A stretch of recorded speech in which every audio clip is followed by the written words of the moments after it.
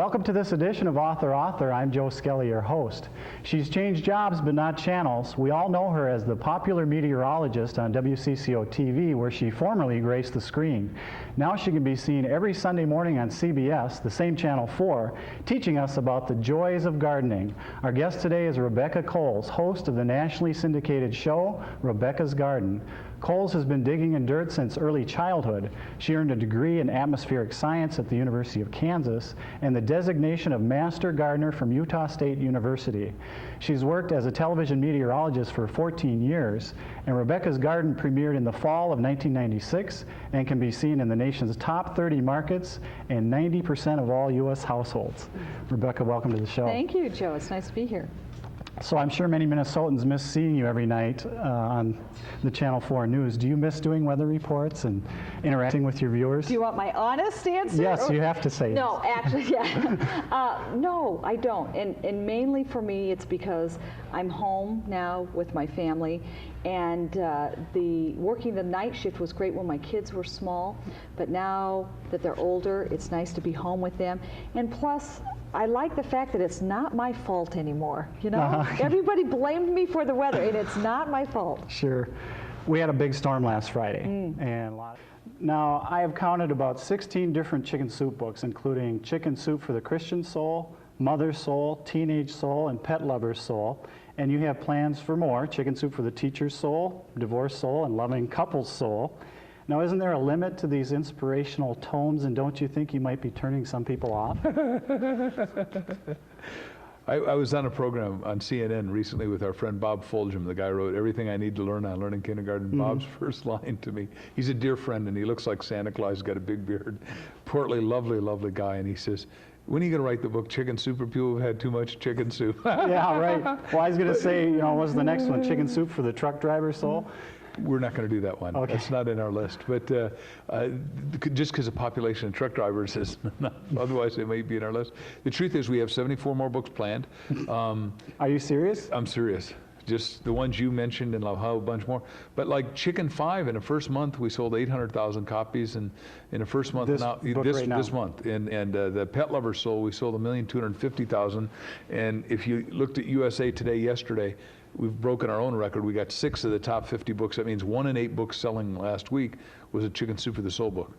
The situation in Asia is for the Asians. They've got a serious problem. It looks as if it's dropping some more. I think their problems will continue. I am not as concerned about how that is going to react in the United States. We have had some fallout. We'll have some more fallout. But so many other things are going well that I just, even if it stalls us a little, I don't think it's going to hurt us. And I'll tell you, Joe, I am taking bets that this is going to turn out to be the longest economic expansion ever. Really? And, yep, the longest peacetime expansion we ever had was in the 80s, and if this expansion goes till December, we'll beat that. The longest wartime expansion we ever had was in the 60s. That was the guns and butter period of Vietnam. And if this expansion runs until February 2000, we'll beat that. And I'm taking bets that this expansion will still be going then. I got to ask you though, in the last chapter, you put in kind of a mock lawsuit. Thinking out loud. Thinking out loud. Some people would say, hey, this guy is getting paid big money. The Vikings are treating him well. How can he go ahead and do something like that? Now, you were probably trying to get a reaction, but... Well, first off, I'll try to work around this the best I can. Myself and the Vikings owners, after doing a few public squabbles, have been told by the commissioner of the National Football League, no more discussions about ownership or owning a team. Let me say this. I have no desire to own a National Football League team. I would like to be a general manager on top of what I do now as a head football coach.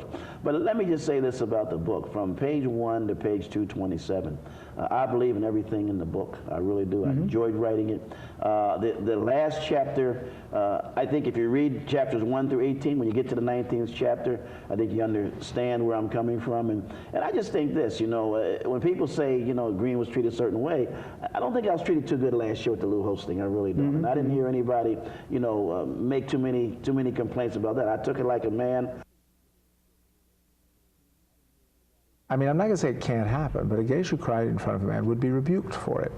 So that's one thing. The second thing is, once I got my hands on some of this makeup, I actually put it on, you know, to experience it so I could write about it. You start with a bar of wax. you soften the wax in your fingertips, and I put it on my chin. It looked all stubbly, but I could feel it. That was what I wanted. I put the wax onto my chin. Then I took this big jar of white powder, and I made a paste with it using a brush, which is what they do, using water. And then I painted it on top of the wax. Well, when it dried, it turned out that that stuff is not going to come off. I mean, you can, if you perspire and work too hard, the wax will soften and the makeup will begin to look bad. But honestly, you could put a hose, I'm not kidding, you could take a garden hose and do this, and it wouldn't come off. So her tears certainly wouldn't have washed it off. Lassie's had an amazing career. This is, what, the 8th generation Lassie dog? 8th generation Lassie dog, and this dog here is also a TV star. His show can be seen every week on the Animal Planet channel that Discovery runs, and also for those people who are into nostalgia, Golden Books has also made the old Lassie episodes available to Animal Planet as well, so you can literally see Lassie.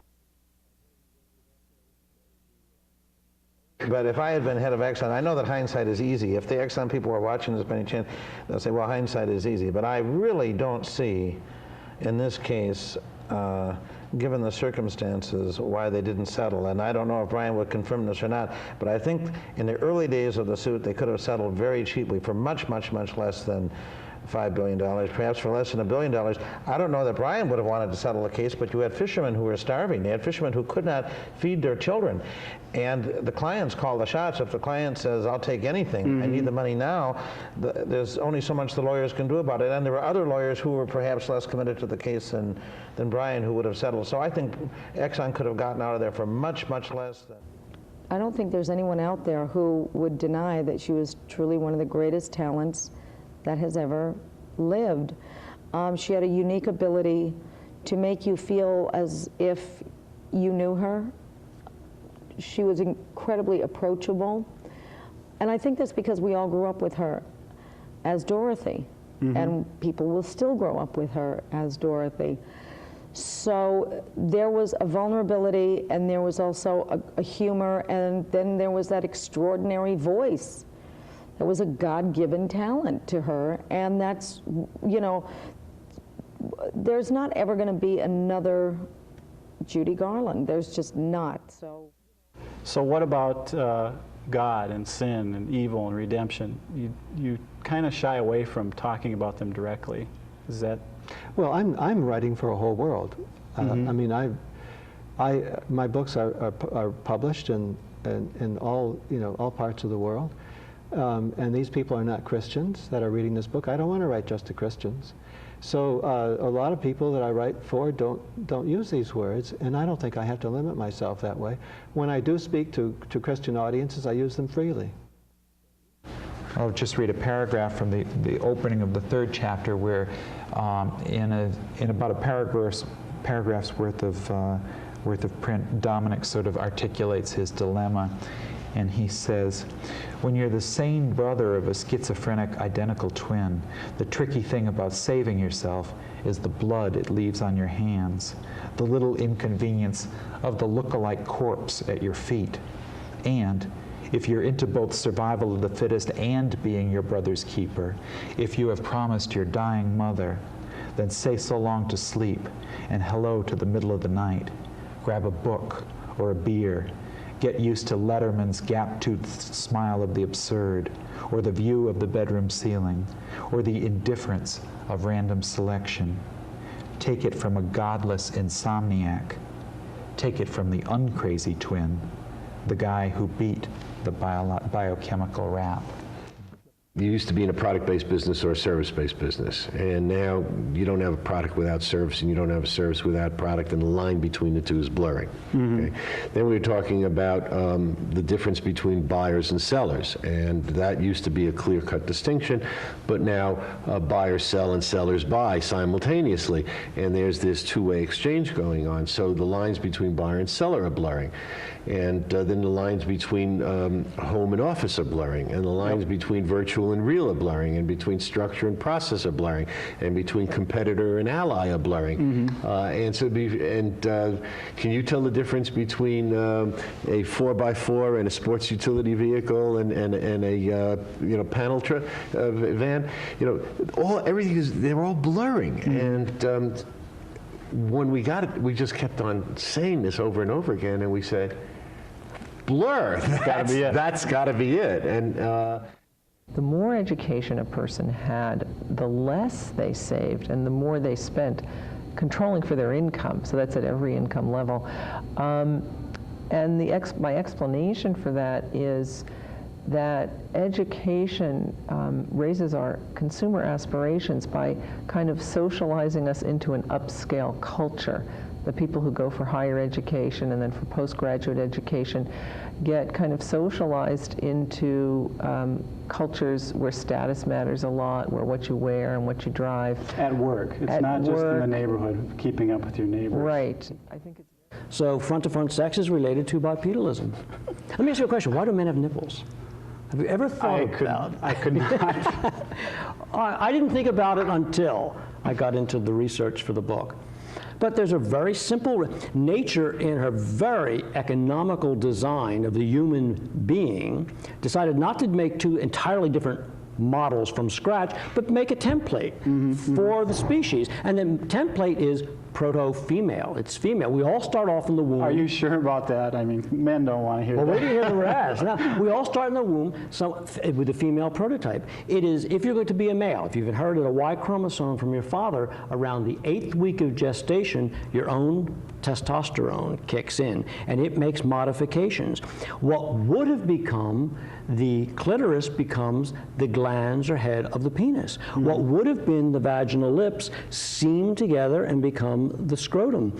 Every man has a little bit of vestigial, useless tissue next to his prostate gland that could have become a uterus. And in terms of the breast, the testosterone turns off the production of mammary glands. If you or I, right now, at our age, were to undergo heavy estrogen therapy, you know what would happen. We would grow breast and probably lactate. So nature's been very economical in her design, and it's Eve came before Adam. Women were first. Yeah.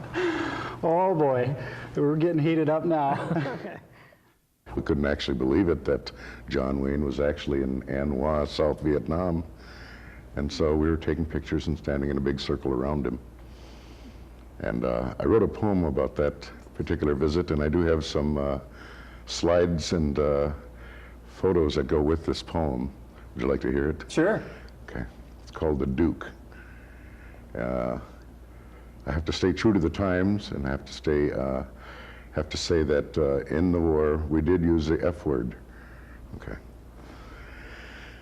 Hold up on that patrol. We got a chopper coming in. Good. No reason to stand, so we all sat down. The slapping sound of the rotor blades told us a landing was near. 2 gunships went over, suspicious, looking for danger to the chopper they were escorting. It landed. They walked in our direction. Starched jungle utilities, spit-shine boots, shiny rank insignia told us these were rear echelon Marines. They surrounded a large green-clad man. It's John Wayne, one grunt said. The Duke centered himself in the circle of men, smiling, posing for pictures and signing autographs. He was enjoying himself until the Indian patrol leader invited him for a walk with the grunts. The Duke patted his ample belly and said, I'll leave that to you professionals. That's great. John Wayne, who killed Indians by the dozens with his movie six-shooter, refused. The ranking officers looked at the disrespectful Marines.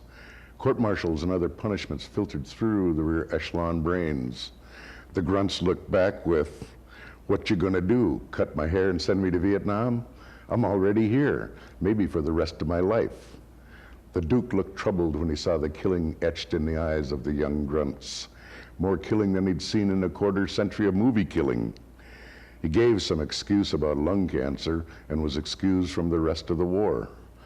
Derisive laughter lifted the chopper away from the young grunts. What a pussy. Wouldn't even go on a little walk with us. That's great. It's in the book, too. Yes. There are all the descendants of my great-grandparents who came here from Scotland in the late 1880s. And they were from all different aspects and all different backgrounds, but instantly, as soon as we walked in, there was a familiar family culture in the way that they moved their hands and what they laughed about, in the fact that they weren't huggy, kissy types. You know, to show affection, they'd give you a punch, just like my father used to do. And those things made me feel so at home and feel so connected. And it was really meaningful in a way I hadn't anticipated. Mm-hmm. And you said that you're distantly related to Michael Crichton, the famous Distantly writer. related in the midst of And time he's in tall. Scotland. He's 6'9", and you're tall, and you have a brother who's like 6'7". My brother is 6'7", who's tall and intelligent. That's another thing. We all have either the gift of the gab or the gift of writing, and we're tall and athletic. And it's funny how even with someone who's distantly related like Michael, we still feel a connection. Mm-hmm.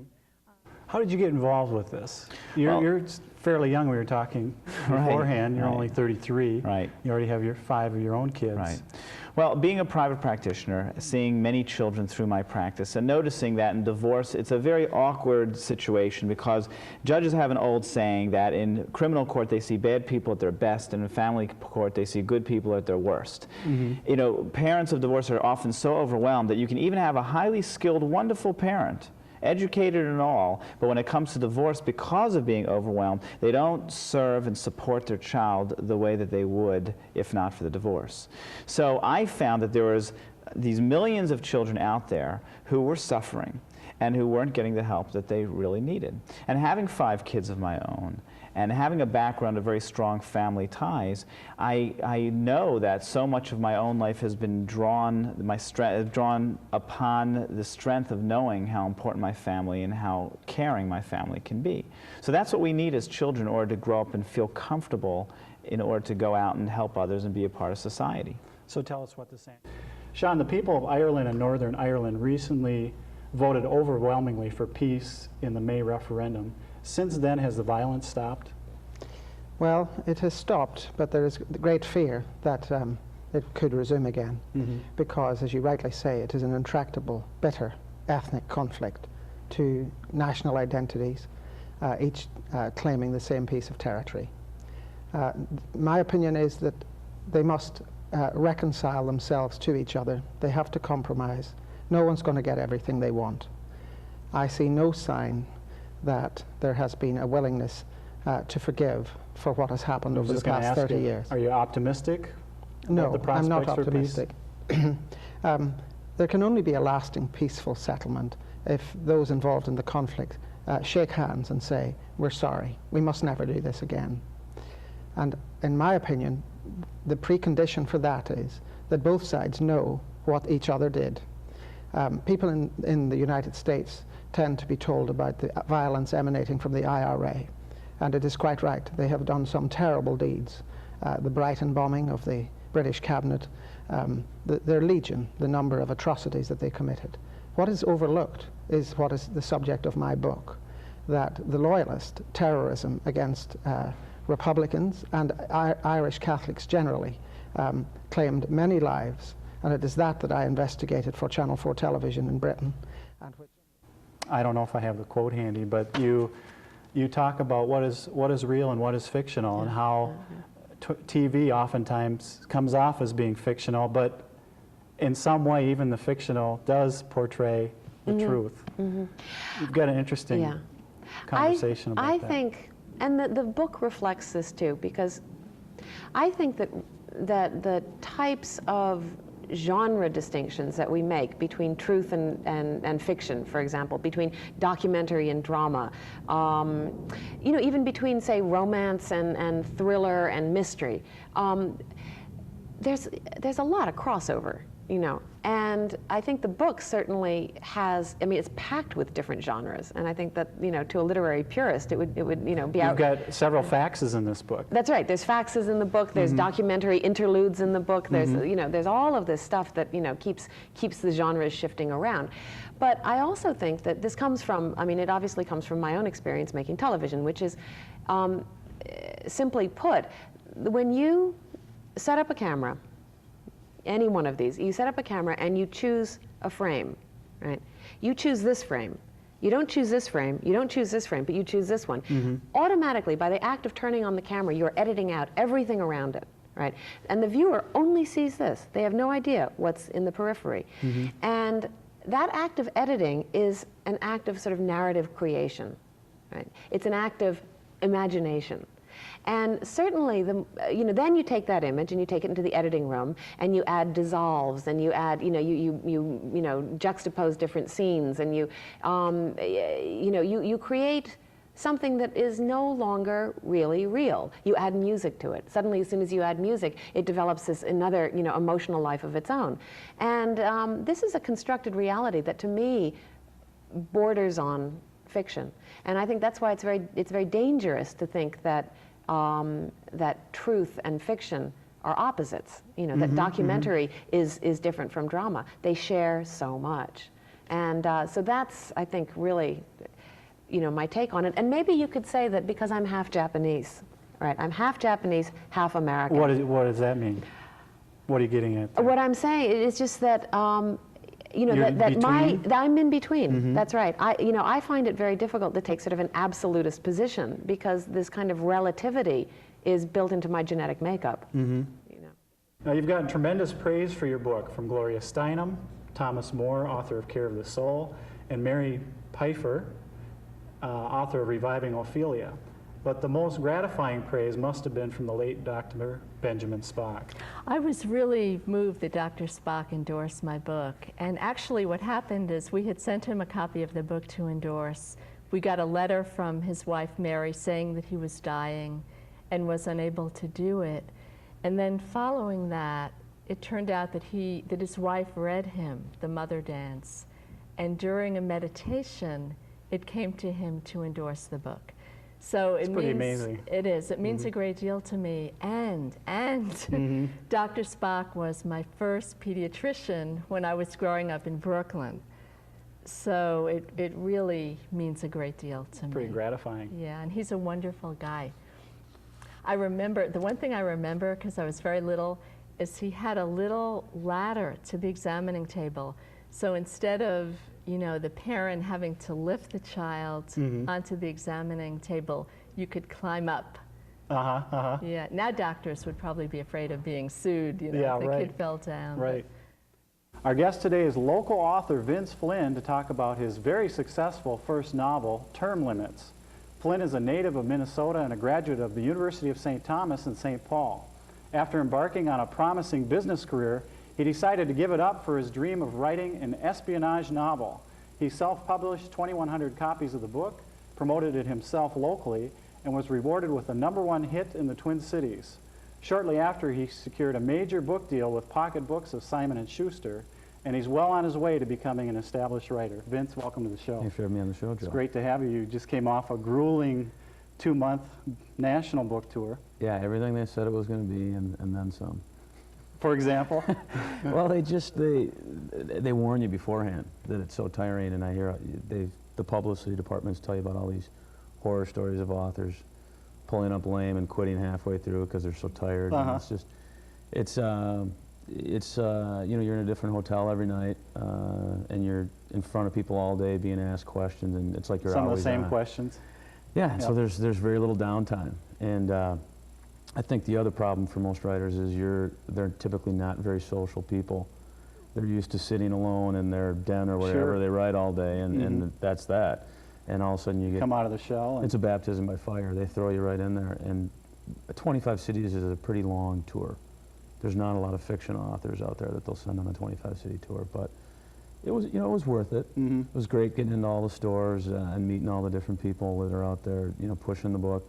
A lot of little fun success stories in towns, that I've never been to before, where I'd get greeted by people that love the book and they're hand selling it and all the stuff that's important. Sure. Now, I emphasize the story behind the book in my introduction, but your success has come because of the story in the book. It really is a thought-provoking thriller. Yeah. It's quite a story. Even more so than when I found out that it's more thought-provoking than when I wrote it. When I wrote it, I think like most writers do with their first book, you write it from the heart, and you write, how you really feel, and then you end up having to pull back from that a little bit and edit it, But when I put it out there, I didn't think it would cause some of the controversy that it has caused. Washington, some of the powers that be in Washington do not really like the book. But then again, they weren't my audience when I wrote it. Mm-hmm. I would hardly expect a congressman or a senator to read this book and like it. Henry Ford was known as the best tip, and our club was so rich, it was the richest people in Detroit, there were hardly any tips at all. I mean, people get so rich, or at least they did in the old days, tipping was kind of beyond them. These were the people who give you a nickel or a dime for a round. I remember one of the big heads of Hudson's, one of the Webbers said, you weren't really a very good caddy, but for your tip today, I'll mark you excellent. And I mean, we'd usually get about $1.50 for 18 holes, if single bag. But anyhow, one day I got Ford, and hands down, Ford was considered the best tipper. If you were really a good caddy, you'd get $1.50. So I thought, God, I finally have arrived. I've got somebody worth having. So I had Henry, and Henry's a nice man. He's a decent golfer, not an outstanding golfer, but probably get around a pretty tough course, about 92, 93, maybe on a good day, 88, maybe a bad day, 97. Wasn't a long hitter. He got the second hole, which was a very challenging par 4. Very few players could get home in 2, not just because of length, but the way it was laid out. And Henry hit his best drive, probably about 190. And he still had 220 to go through a narrow opening. And he asked me, could I get home, caddy? Because there was a group up in the green ahead. And I said, well, not in one. Inferring, well, if you take 12 shots, you might get there, implied eventually. He thought that was hilarious, laughed and giggled about that joke and told the other members of the foursome. And so I thought, well, if a comedian he wants, Henry Ford gets a comedian. Yeah, I thought, boy, he likes smart remarks. Nothing happened on the third hole to tell any jokes, but we got to the fourth, and he had a wicked slice, dead into the woods. He couldn't go forward, and then actually the woods ran on a diagonal, so and it was a dogleg hole, so he couldn't even go out sideways. He was going to have to come back towards the tee, and he asked me what to do. And geez, I thought, here's my chance. And I'd read this joke in Reader's Digest, so I said, you're really going to impress him. Yeah, I'm going to make money on this joke. So I said, sir, if I were you, I'd begin to pray. He didn't find that funny at all. His face just turned really sort of stony and sullen, and he wouldn't talk to me for the rest of the round. And I think at the end of the 18, I got a 50-cent tip or a 35-cent tip from Henry Ford. It was the caddy house low. So I was known as the caddy who could even screw up the Henry Ford round. We want to thank Hattie Hill for being here. Her new book is called Smart Women, Smart Choices, and you've been getting a pretty good reception. Tell us about some of the other interviews you've done. Oh, we've done a lot of CNN. We did the CNN Airport News. We're working with The View to get Barbara Walters and a group of women. Hopefully we'll get Oprah. You know, we're just out around the country selling, and wanting women to. The one thing about you write a book because you really think it'll make a difference, and so you get out and you talk to people because you want women to know that process is there and that it exists. And we found quickly that it's resonating with other women because they're all saying, oh yeah, I've been there, done that.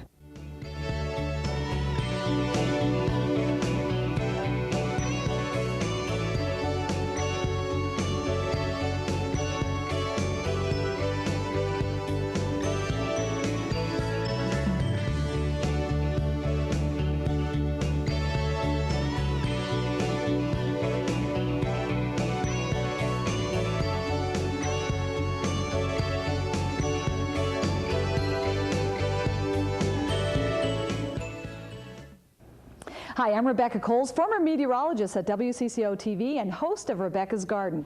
Hi, I'm Wally Lamb, author of She's Come Undone, and I Know This Much Is True. Hi, I'm Ace Collins, and this is Lassie. Our book is called Lassie's Guide to a Family's Best Friend. Watch Author with Joe Skelly on Tuesday and Thursday nights at 9:30 on Metro Cable Network, Channel 6. He really does read them.